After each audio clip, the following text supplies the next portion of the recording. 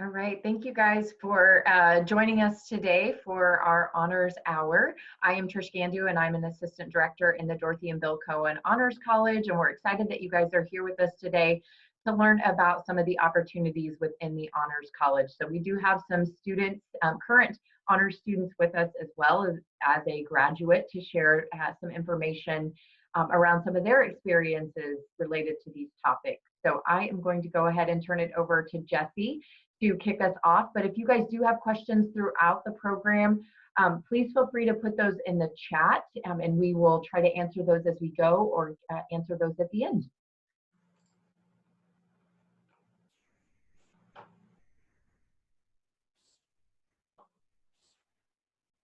Okay, so I always struggle with sharing my screen. Do you see my PowerPoint? Yes, okay, good. My name is Jessica Rayburn. I go by Jessie. I'm the Honors Academic Advisor. So I'm going to talk to you a little bit about the options within Honors as far as the tracks and kind of what they mean, as well as a preview of the upcoming spring courses. So we're going to talk about your honors path. So that indicates to you that you have choices, you're in charge of your path, but there is a defined path and multiple ones that you can choose. So what is honors advising? So honors advising is similar to the advising that you're going to have within your college, but slightly different. It's centered on you rather than centered on your major. So instead of making sure, we're always going to make sure that you get the check boxes on the way to the degree, but that's not my primary concern. That's not honors' primary concern. Our primary concern is getting you to graduation with the experiences and the resume that's going to help you move on to the next step, whether that's a career immediately or going on to graduate school. So in that process, we're going to be exploratory. So we're going to be thinking about things that are far outside of your major. It's always going to be driven by you and what you're interested in, but my job is also to make suggestions and connections. So connections with faculty people, connections with coursework or minors or majors that you might never have stumbled across. So again, we're going to look at your long-term goals, your long-term career goals, whether that's being a professor or if that's being a CFO in a large company. That's what we're going to think about. We're going to think about how are we going to get you there? Internships, study abroad, national student exchange, ways in which we can broaden your horizons and get you that resume. And what we don't do is we also don't assume that you are perfect. So some honors students feel the pressure to be perfect, and they think that they're perceived that way.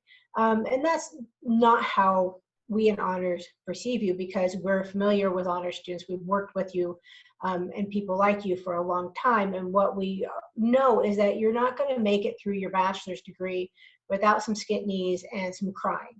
So we're here for you as you go through the process. If you fail a class, we're not going to judge you. We're going to help you figure out how to fix that mistake and move on and still get the things that you want out of life. So we're going to talk a little bit now about coursework that's coming up in the spring of 2021. These are honors subject code classes, so HNRS. You'll find them in the schedule under that code, the same way that you would find an economics course under ECON, Econ. So Econ 201, Honors 153B.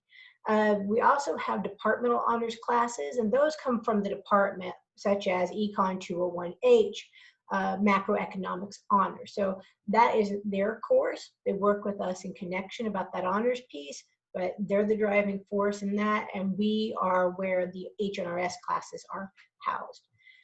So the dynamic universe is an awesome class. It's looking at the universe, and it's taught by an astronomer. So somebody who thinks about the universe and thinks about stars and everything that's related to them. And so Martin Radcliffe is the instructor. He's an amazing instructor. The feedback on his classes are always extremely positive. I'm jealous of anybody who gets to take this class. Minds and Machines is going to be taught by Dr. Susan Sterrett, and it's looking at how do you know what's intelligence? So when a computer is artificial intelligence and it does machine learning, and so it's learning as it's processing, is that intelligence or is that not? What about squid in the ocean? So they perceive everything differently. They have a different nervous system than us. How are we going to know when they're intelligent? And how do you define it with a creature that's so incredibly different than us? She's interesting because she has a background in STEM, engineering, and then also philosophy. So a very distinguished professor that you can have in your second semester or your fourth semester. It's one of the things that makes honors really special. Language and community is going to be taught by Dr. Rachel Shostak, who is a Spanish professor, and she looks a lot at things in this area. So it's going to be a combination of exploring community and then also linguistics and how those two things are informed by each other. It's going to look, for example, at healthcare. So you're going to be exploring healthcare and how that's impacted by language. Digital imaging is Martin Ratcliffe again. So in this is a pre-session, so it happens before the regular term in the spring happens. It is a class where you get to use the software that astronomers use to modify and enhance their photographs. You'll actually be able to use a telescope and then use the software on the images that you capture. Engaging leaders is one of the options for leadership. It's also part of our leadership track. That comes from student involvement. So a very intensive exploration of leadership that is appropriate for anybody who is just approaching it or has a history in working in leadership. So FIRE is first year research experience. The deadline for that is today. So you have to apply to a program and then take this 2 credit hour class. And then for 1 credit hour, you're placed into a faculty person's lab who is doing actual research. So you get to jump right into that in your first year. You can be a transfer student or you can be an incoming traditional freshman. Survey of leadership looks at leadership from multiple viewpoints. So there's more than one theory of leadership. So you're going to learn about them and get to explore which one makes sense to you. Leading change in an unpredictable world uses the adaptive leadership model, which is an unusual way of looking at leadership. So it's definitely not a top-down viewpoint. You're going to explore how you make change and what do you value. Making social impact is a social science look at research that can meet the research requirement for the Scholar track. Dr. Colomo, a social work professor, is going to be teaching that. We always offer independent studies where you get to work with a faculty person on a project that you design. Non-credit hour internship is a way to get credit for your internship that you're doing anyways. That gets printed on your transcript. There are credit hour bearing internships. Those can count for the applied requirement for our advanced scholarship tracks or electives. For example, if you're a psychology major, you have lots of electives you need to fill anyways, and that's one of the ways that you can do that. There's the Honors Research Seminar 485, that's individual research, and 486, which is a team research. And then honors thesis. Any student can do the honors thesis. It is required for students who are doing the honors baccalaureate, but there are students who have interest in doing a thesis project because it's interesting to them and they get very excited about that option. So feel free to explore that one. So most of you, if you are an incoming freshman or a transfer student, have the Emory Linguist Honors Scholar track placed on your degree. You'll see that on your degree audit. This is the most typical track for somebody to complete. It has a minimum of 12 credit hours, which is typically 4 courses. We're going to talk about minimums, but it's important to keep in mind there's no maximum, right? So you could have 15 or 21 credit hours that were part of the concept of the Scholar track, but you only need 12. And so don't feel like you need to stick to the minimum. One of the requirements is an honors general education seminar. So we were talking about HNRS, the subject code. Students here pick an honors course that is under the honors subject code and is also a general education. That's kind of just the way you find them. But the important concept is that it's a small discussion-based honors class where you're really exploring a topic with an honors faculty person. So it's the intent that is the most important there, not think of it as far as like, I must find it in the schedule of courses this way. Directed electives, most students have 6 of these, some people have more. This is where you get to pick. So you're either doing another honors general education seminar, an independent study, your thesis might go under there. It could also be like Econ 201, or it could be Com 111, public speaking honors. You can also make a non-honors class into an honors class, doing an honors option agreement that can fit there. For those, you work with the faculty person, and if they feel it's appropriate and they agree to it, then you can do an additional project to turn that class into an honors class. And then it's mandatory in this track that you do research. So that's at honors 485 or honors 486. This is the pieces that are the key components of an honors experience. So then we also have advanced scholarship, so law and public policy. Again, minimum of 12 credit hours, typically 4 courses. You have a survey of law and public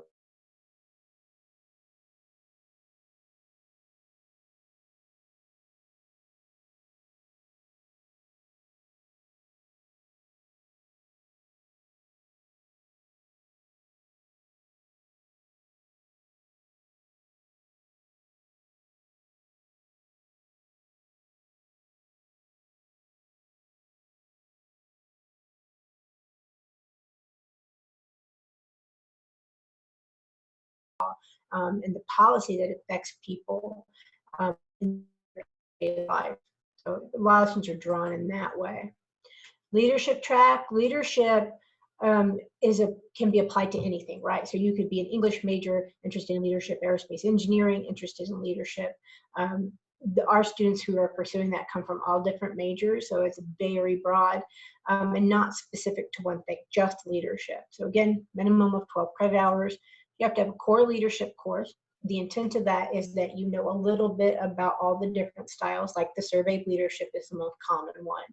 Directed electives, we have a pretty decent long list of courses that you can pick from. One of them, for example, would be Leading Change in an Unpredictable World. Also, there's like the Leadership Challenge. The Presidency is one of the options. And then again, you have an applied experience. So I talked to a lot of students who are concerned about that applied experience because it is the leadership track. And you do not have to be the boss in the situation for it to count. So if a student is working with an organization and it's very clear that they're not in a leadership role in that internship, which would be common, that does not mean they can't use it. So instead, typically with a student in that position, they analyze what's going on in that business. What are the leadership theories that are being practiced? What are the flaws in how they're being executed? And perhaps maybe there's another leadership theory that they think would be more effective in that organization. They work with a faculty person on developing basically a proposal. They do not have to give it to the boss if you think that's a bad idea, but you're really getting in there and learning about leadership from an applied perspective. Then there's my personal favorite, design your own. Is actually called the Honors General Interdisciplinary Track, which is too long for me. And I think design your own is a better description of it. So this is led by you. It has to have 2 different subjects that you're bringing together in a concept. And as you're going forward, you don't know what you're doing. It's amorphous, right? So you're exploring. So you know you're interested in this concept and this concept. So you start taking classes, honors classes, doing an honors option agreement in this one, making sure the project is related to what you think your concept is going to be. And then at the end, there's this moment when you're like, oh, that's what I did. So it's done, and you didn't know what you were doing until you got there. And all of a sudden, like there's this moment where it just becomes crystal clear. Oh, yes, I did ethnomusicology. I did clinical anatomy and cancer, cultural awareness and nursing. So that's part of what I like about it, is that it is backwards from everything else. Instead of saying like, here are the check marks that you need, you instead say, this is what I did already. So then the Cohen Enhancement Scholarship is another benefit of the Honors College. So one of the benefits is me, I'm awesome, I'll talk to you anytime, talk to you about what you want to talk about. This is an applied scholarship, which is pretty special. So it can pay up to $4,000 for you to do study abroad, send you to a conference to talk about your research, do an internship with the lieutenant governor, go to a physics conference and work with actual PhD physicists on different topics. So very broad. We want you to go out and do stuff. That's why the donors gave us the money. What it can't pay for is tuition. So it's not a traditional scholarship, which is why it's exciting. You get to actually go out and do things that you couldn't otherwise afford to do.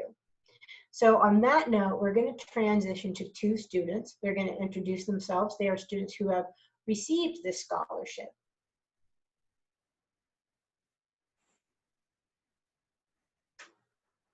Okay, I can go first to introduce myself. My name is Maribel, and I am a senior, so it's my last year. I'm an honors baccalaureate major, and my concentrations are in management and communication, and then I'm also on the honors leadership track.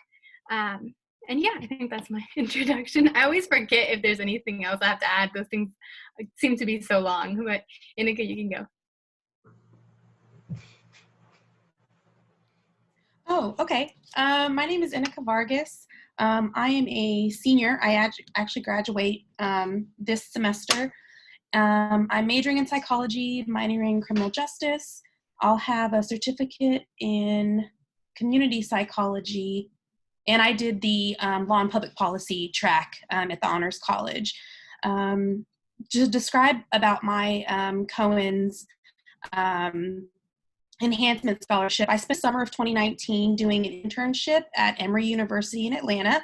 I worked with Dr. Molly Perkins, who's a gerontologist/sociologist. My work there was basically doing ethnographic research on an assisted living community, and I was looking at the ways in which activity affects the 8 domains of palliative care. So that was the project that I worked on, tangential to the project that they already had underway in their department. After I completed the summer internship, my work was accepted for presentation at the Gerontological Society of America conference in Austin that November. And I think, as most of us know, like, conference presentations are really expensive. So, I mean, just registration fees alone for that conference was almost $500. Then you have to worry about, somewhere to stay, travel expenses, all that good stuff, your poster, printing, and the Cohen Honor, the Enhancement Scholarship actually funded my whole experience. I'm a first-generation low-income student, and opportunities like this can be really cost-prohibitive for students like me. But because I got that Enhancement Scholarship, I was able to attend the conference. And now, actually, I'll be applying for grad school for the 2020 cohort, the upcoming cohort, and having conference presentations like this at like a national conference looks really great on my CV. So stuff like this that the Enhancement Scholarship helps to fund, I mean, it's putting me on a trajectory for my future that, I wouldn't otherwise have. Things like this help differentiate, us from other applicants to graduate school or even jobs. And I'm just really thankful, immensely always thankful to WSU and the Cohen Honors College for supporting me in my goals and having things like the Enhancement Scholarship available, so I can take part in opportunities and experiences like this that I otherwise wouldn't have been able to. So I really appreciate it.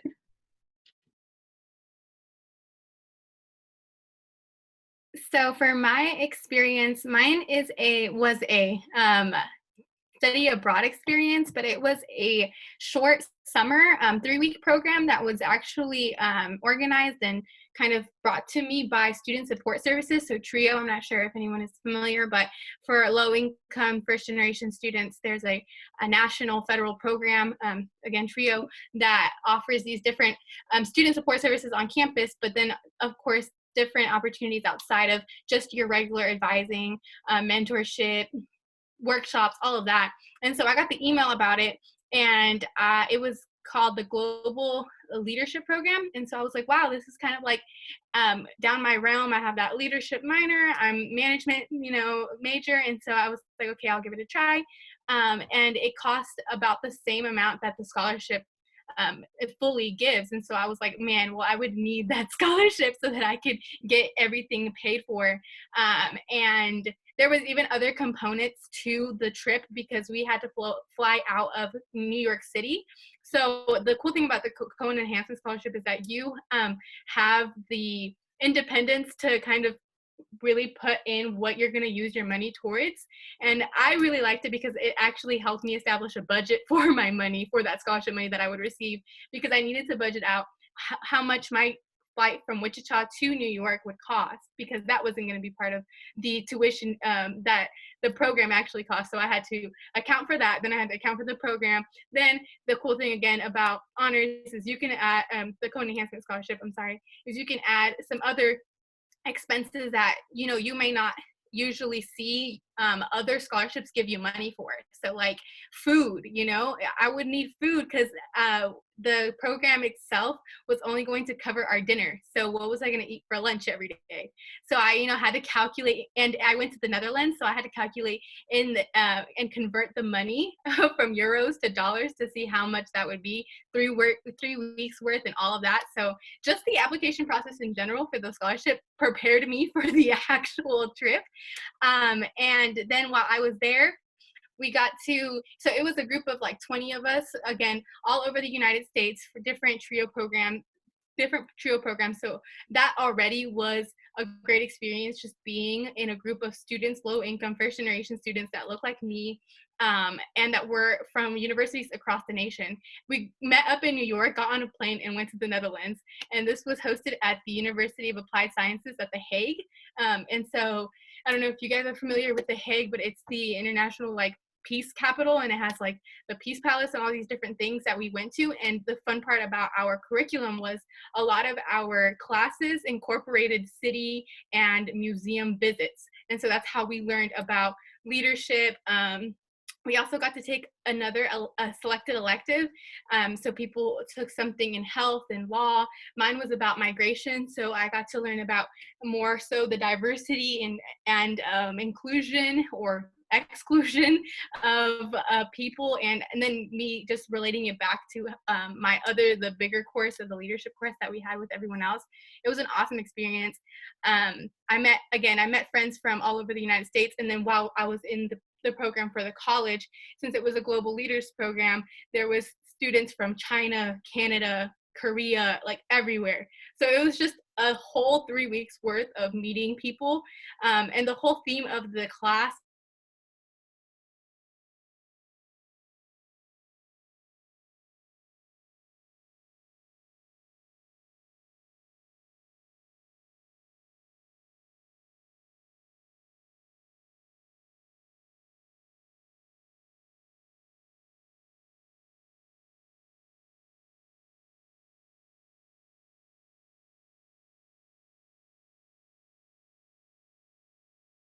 since I looked at the price tag, I would have thought, man, I could never do that, right? So it's just uplifting in that way and empowering to yourself to know that there's people and there's programs and there's offices who give this type of support for you. It ends up changing your life. Now I want to live abroad, do things abroad, travel every day, but COVID right now, it's kind of crazy. But eventually I hope to see myself continue some of those same leadership principles I learned and using them for different communities around the world, not just here in my own community.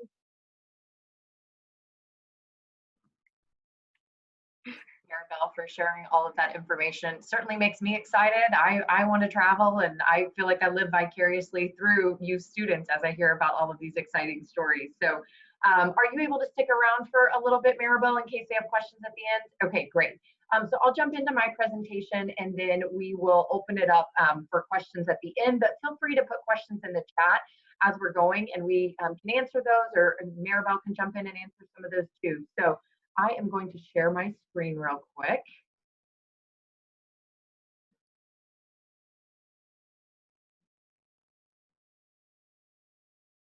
Okay, so what I want to share with you guys today is about the National Student Exchange Program. And so this is a program that I coordinate. One thing to keep in mind is it's not just specifically for honors college students. So anybody can apply for this that is a Wichita State student. So if you're talking to your friends after today and it seems like this might be something that they should apply for and they're not in the honors college, they are more than welcome to apply.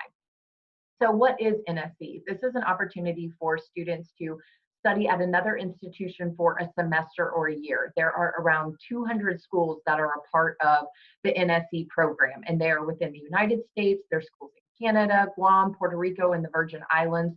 So lots of different options for students that they can exchange to. And throughout the presentation, you're going to see some pictures. These are all Wichita State students who have gone on exchange in the past. So it'll give you a glimpse of some of the locations that you could go to. Okay, so one thing to keep in mind with NSE is students only pay Wichita State tuition. So what you're paying right now as a student would be what you would be paying for your tuition when you go on exchange. If you are living on that college's campus, you would pay their housing rates. You wouldn't be paying Wichita State housing rates. Or if you lived in an apartment, of course, you pay those apartment rates. But your tuition would be that of what you are paying here at Wichita State. I always get asked about scholarships and can those still apply to my exchange? And the answer is yes, for the most part. So if you have any merit scholarships, those are all still going to apply while you're on exchange. The majority of your scholarships will. I've only ran into one that students have had it that have not been able to continue applying while they're on exchange, and that has been if they've been in the pep band here on campus. If you're in the pep band, most of the times you have to be here in order to get that scholarship. But for the most part, all of your scholarships will apply. Before you go on exchange, you're required to meet with your academic advisor so that they can help you through the process of understanding how your courses will transfer back to Wichita State. So we want this to be a meaningful and beneficial experience, but we also still want to make sure that you're able to be working towards graduation and taking the classes that will transfer back if that's what you're choosing to do. So your advisor becomes a very important part of this process as you're preparing to go on exchange. So some of the benefits to NSE, you can access different honors courses. So obviously all of you guys are in the honors college. So if there were some other honors courses on a campus that you wanted to potentially take, you could look into that and visit with Jesse about how might those transfer back and count for credit here. You could access courses and facilities that are not offered here at Wichita State. So one of the examples that I always like to give is I've worked with a couple of students who've had interest in marine biology, living in the middle of Kansas, not close to an ocean. It's really hard to get that sort of experience. And these students that I've worked with, they've had interest in doing that long term as a graduate program. So this was a great opportunity for them to exchange to another campus and be able to take some classes in that area to really decide, is that something that they want to do long term? So they've gone to, those students I sent to a student to Hawaii for that, and then a student to Alaska. So some really cool locations and experiences that they were able to have. I've also had students who are interested in looking into research in the area that they are exchanging to, internships. I've had students who've decided that they wanted to get a job in their area that they were studying in this other location. So being able to make those connections in that new job market was important to them. There have been students who have thought that they want to move to this area after they graduate. And so this has really been a way for them to check out that area and make those connections. And as I mentioned earlier, graduate schools. Students all the time are interested in going to another state or another school for graduate schools, and they want to try it out before they decide to move there for a couple of years, and this is a great opportunity to do that. So the requirements for NSE, you are all enrolled here at Wichita State, so you meet that requirement. The minimum GPA is a 2.5 for students to be able to apply for NSE. Some schools do have slightly higher GPA requirements, but for the most part, they all only require a 2.5 GPA. You can find additional information about that on the national site, nse.org, and that's where you can see all of the schools that are a part of NSE and any specific requirements or stipulations that they may have. The best time for students to consider going on exchange is their sophomore or junior year. You have more flexibility in your coursework at that point in time. That's not to say that I couldn't send you on exchange your senior year. I have done that. Actually, the student who was interested in marine biology and went to Alaska, she went the last semester of her senior year. So it is possible you can do that. At that point, you are needing very specific classes, I would assume, for graduation. So you just have to make sure that the school that you're going to is offering them and that they will transfer back. So that, again, is where your advisor comes in to be very supportive with this process. So a little bit about the student experience. I like to share Allie's experience. So many students have had phenomenal experiences on exchange, but Allie is one in particular who I think had a really incredible exchange and made the most of her experiences while she was there. So she went to the University of South Carolina at Columbia, and the location that it is, she was 2 hours from the mountains and 2 hours from the beach. So she was able to experience a lot of different environments while she was there. She attended her first college football game while she was there at USC, so that was exciting for her. She had membership in the Public Relations Society of America, and so that opened some different doors for her. She had an event planning internship in their career center at the University of South Carolina, Columbia. And she also had a big interest in the entertainment industry and entertainment management. And so she joined an organization while she was there called CMA EDU, and that led her to a summer internship in Nashville. And you see here in this picture, she's in the golf cart with the CMA awards. She actually returned back to Nashville to go to the CMAs and work that. So she made some great connections while she was there and really got to fulfill a lot of those experiences that she was hoping for while she was on exchange. So this student here, her and her brother actually went on exchange together to the University of the Virgin Islands, St. Croix. And I have sent multiple students down to the Virgin Islands. It seems to be an area that people really enjoy. That and Cal State, California State University, San Bernardino. Those have been some popular areas in the last few years. But this student and her brother, they went for a fall semester, and she was having such a great experience and a wonderful time that she extended her exchange for the spring semester. So that's possible for students to do. It's not a guarantee, but it's certainly possible that you could exchange longer term if you're interested. So here's a few different students. So the student that I mentioned at the University of Alaska. So I love this picture. I think it's an incredible background. It's a place I certainly want to go after seeing a lot of her pictures. Jonathan down here on the bottom, he went to William Patterson University, and that is New York City in the background. So he was very close to New York City. And then Hannah over here on my right, your right too. She was at East Tennessee State University, and so she got to do a lot of great things, lots of hiking, which was what she's a very outdoorsy person, and that was something she was really interested in while she was there. Okay, so some of the questions that I get asked is, can students only attend one school for one academic year? And NSE recently has opened it up to where students can go to more than one school. So you cannot go to the same school for more than 2 semesters. But if you wanted to go on exchange for a 3rd semester, you could, but go to another institution. So that's something that students have been doing more as they want to get some different experiences in other parts of the country. There's no maximum capacity for the program. As many students can apply to Wichita State NSE as want to, and I will try to place them on exchange. Generally, students get their 1st or 2nd choice. There are schools that are highly competitive, as I'm sure you can imagine. I mentioned Hawaii. That is a very competitive location. Lots of students want to go there.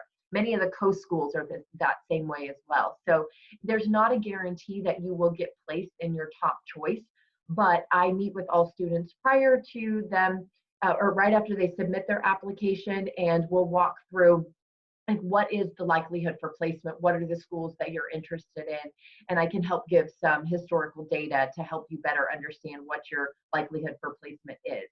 And then the last question that I get asked a lot is, if I go to this institution and I decide I want to transfer there because I'm enjoying the experience so much, can I continue paying in-state tuition? And the answer is no.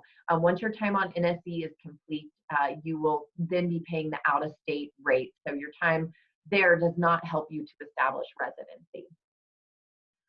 So here's my contact information. Last thing I want to mention is that the application is available online if you go to wichita.edu/NSE.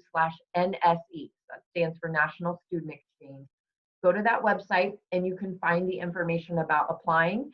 The application is due February 1 if you are interested in going on exchange next fall. So that would be fall 2021 and or spring 2022. So we work ahead and I go to a conference. I won't go, I'll do it virtually this year in March, and that's after that is when students learn where they will be going on exchange.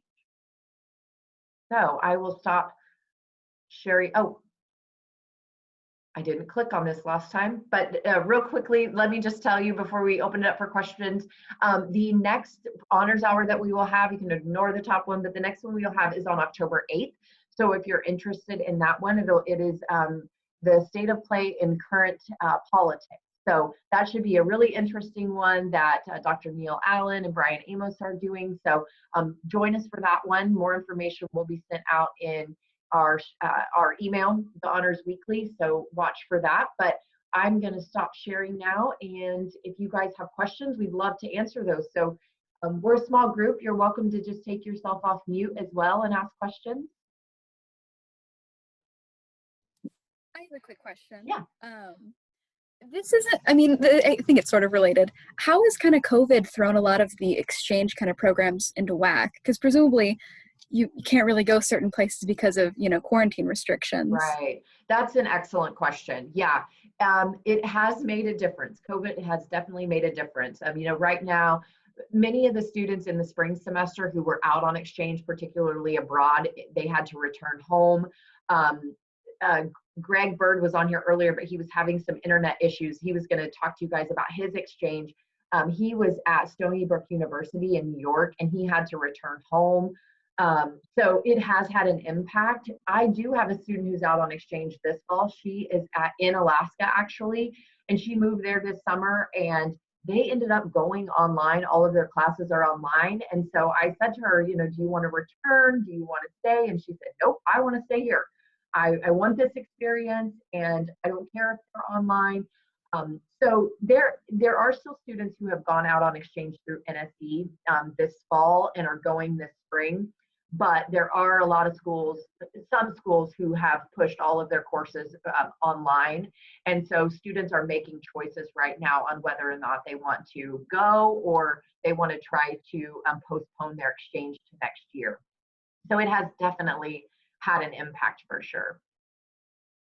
But one thing I should mention is, Greg was going to mention this, but if honors college students can use the Cohen Enhancement Scholarship to apply that to NSE. So that's something they can do as well as study abroad.